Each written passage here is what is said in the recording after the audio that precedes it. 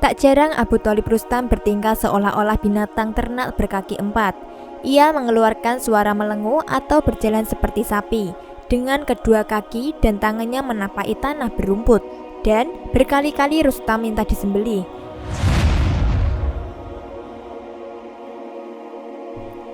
Assalamualaikum warahmatullahi wabarakatuh. Sobat Dzakirah Muslim rahimakumullah.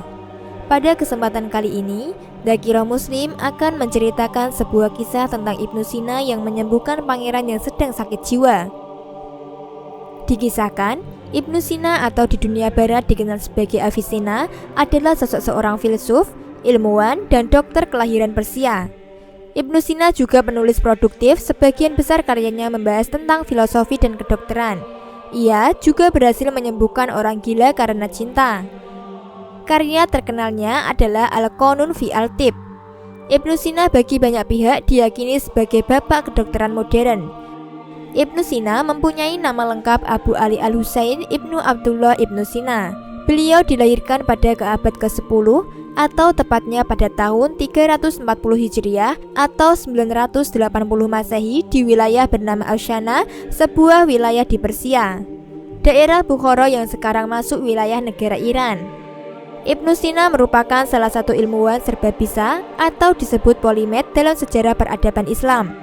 Sebagai penulis yang sangat produktif, tokoh berdarah Persia itu telah menghasilkan tak kurang dari 450 buku. Beberapa di antaranya menjadi mahakarya yang dibaca luas hingga saat ini, seperti Al-Qanun fi At-Tibb dan Kitab Asy-Syifa. Setelah diterjemahkan ke dalam bahasa Latin oleh Gerardo de Cremona pada abad ke-12, keduanya menjadi bacaan standar bagi akademisi Eropa. Ibnu Sina telah menghafalkan Al-Quran di usia 10 tahun. Ia kemudian masyhur dengan metode pengobatannya setelah berhasil menyembuhkan penyakit aneh seorang pangeran muda yang gila. Ibnu Sina sangat dihormati seluruh kalangan. Reputasinya membuat decak kagum masyarakat maupun elit negeri. Dari begitu banyak tindakan medis yang pernah dilakukannya, ada sebuah kisah yang cukup menarik. Cerita ini disampaikan oleh seorang penulis Samarkand Nizami atau Ahmad bin Umar bin Ali sekitar tahun 1110 Masehi dalam karyanya Cakar Makalah 4 Uraian. Ayah Ibnu Sina berasal dari Balkh yang pindah ke Bukhara dan menjadi gubernur sebuah wilayah penting bernama Harmaisan. Di dekat Harmaisan terdapat sebuah desa bernama Afsana, di mana ayah dan ibunya bertemu kemudian menikah dan menetap di sana. Di desa itulah Ibnu Sina lahir pada tahun 980 dan tidak lama disusul oleh adiknya. Pada kurun itu, ketegangan antara Kesultanan Samaniyah dengan Khanat Karakhanid di utara dan dinasti Buwayhiyi di selatan tengah memanas. Ketika Ibnu Sina cukup besar, keluarga itu pindah di Bukhara. Di ibu kota Samaniyah itu, Ibnu Sina mulai mendapat pendidikan yang lebih baik. Ayahnya mendatangkan guru khusus Al-Quran dan guru sastra Arab untuk mengajar kedua putranya. Menurut Ibnu Sina, saat dirinya genap berusia 10 tahun, dia telah hafal Al-Quran serta berbagai teks sastra lainnya. Pada zaman dahulu, kerajaan Buwayhiyah di Iran mengalami masalah cukup pelik. Pangerannya yang bernama Abu Thalib Rustam mengidap penyakit kejiwaan atau delusi. Putra sulung pasangan Raja Fakhr al-Daulah dan Ratu Sayyidah Shirin itu menganggap dirinya sebagai seekor sapi. Alih-alih menghabiskan masa mudanya dengan bersenang-senang, pangeran bergelar Majid al-Daulah itu justru lebih sering bermuram durja.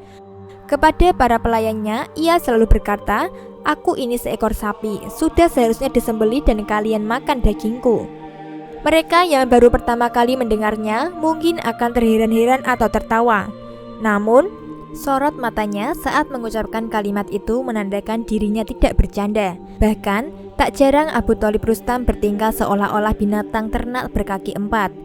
Ia mengeluarkan suara melengu atau berjalan seperti sapi, dengan kedua kaki dan tangannya menapaki tanah berumput, dan berkali-kali Rustam minta disembelih. Tentu saja, permintaan itu tidak dikabulkan kedua orang tuanya. Mereka sangat sedih melihat buah hatinya tidak kunjung sembuh dari penyakit mental tersebut. Raja dan ratu telah mendatangkan banyak tabib dan dokter untuk memulihkan kondisi sang pangeran. Apa daya, tidak ada satupun yang sanggup meyakinkan anak bangsawan itu bahwa dirinya bukanlah sapi melainkan manusia.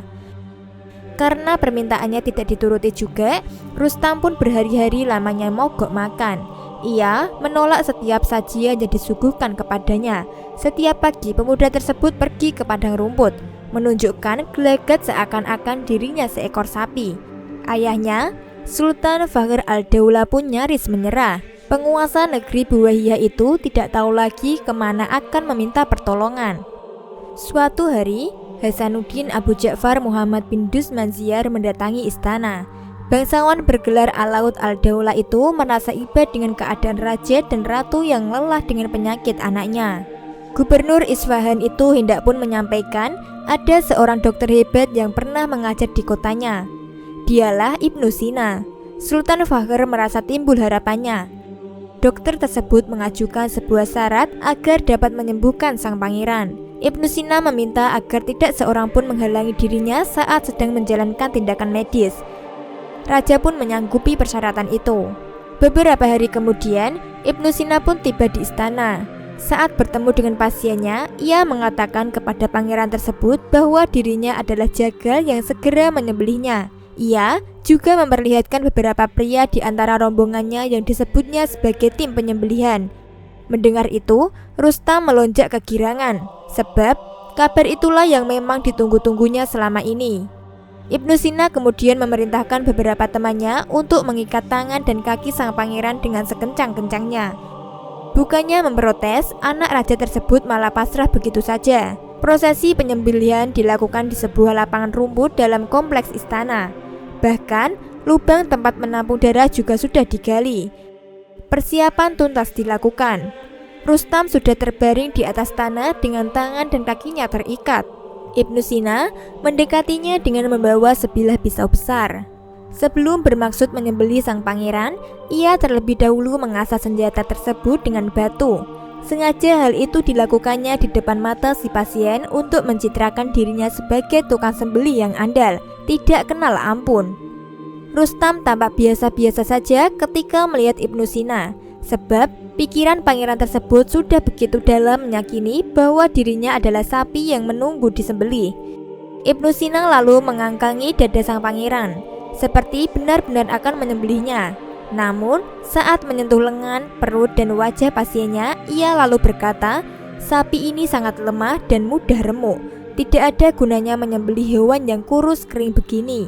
Sebaiknya sapi makan yang banyak terlebih dahulu sampai kenyang agar pantas disembelih, ujar dokter itu lagi. Rustam mengangguk-angguk tanda setuju. Ibnu Sina kemudian memerintahkan timnya untuk membuka ikatan pada tangan dan kaki pasiennya itu. Selanjutnya, sang putra raja diminta untuk duduk tenang. Para pelayan segera dipanggil. Mereka berduyun-duyun membawa aneka macam makanan dan minuman untuk Rustam. Sajian itu tidak hanya mengenyangkan, tetapi juga berkhasiat.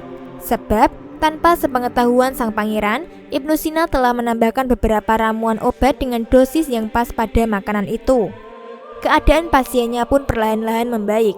Dari hari ke hari, berat badannya menjadi normal kembali. Dalam keadaan itu, Ibnu Sina terus mendampinginya dan memberikan semacam psikoterapi untuknya. Beberapa pekan kemudian, Pangeran Rustam sembuh total, tidak lagi menganggap dirinya sapi.